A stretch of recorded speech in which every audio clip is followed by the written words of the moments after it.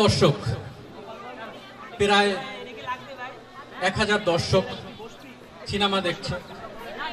তো ভালো ভালো কিছু মজার অনুষ্ঠান হচ্ছে, কিন্তু একটা তালি পড়ছে না, ওদিকে লাইট অফ।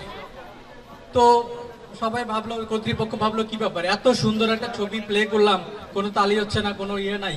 পরে দেখা যাচ্ছে তালি হবে কি, লাইট অন করে দেখা যাচ্ছে একটা আরেকটার হাত ধরে বসা আছে। তো আমার মনে হচ্ছে এরকম কিছু না, তো সাউন্ড হবে, তালি হবে জোরে।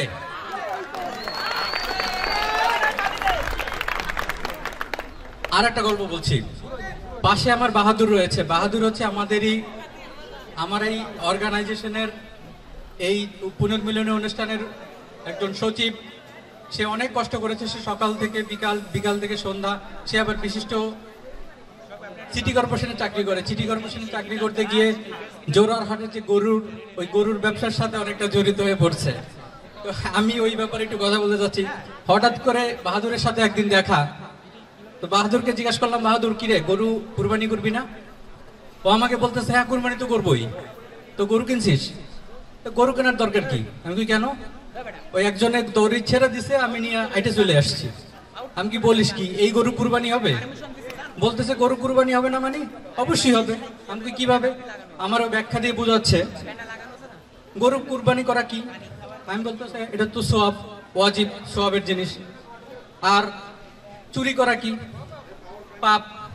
আরে বেটা, তাহলে পাপ আর সওয়াব দুইটা কাটাকাটি হবে, মাঝখান দিয়ে গোস্ত কামু ফাও। বাহাদুর গোস্ত ফাও খাইছে এবার ঈদে, এই জন্য ওর জন্য এটা করে তাহলে হোক।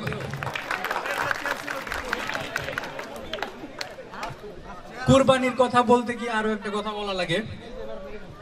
আপনারা হয়তো গরুর গোশত মজা করে খাইছেন, আমি জানি। এই গরুর গোশত খাইতে গিয়া আজকে এই জন্য একটু কোল্ড ড্রিঙ্কস এর ব্যবস্থা করছি, কারণ বাসার থেকে খেয়ে আসবেন জানতাম। এই জন্য শুধু পানি দিয়ে আপ্যায়নটা সারলাম। বোঝা গেল?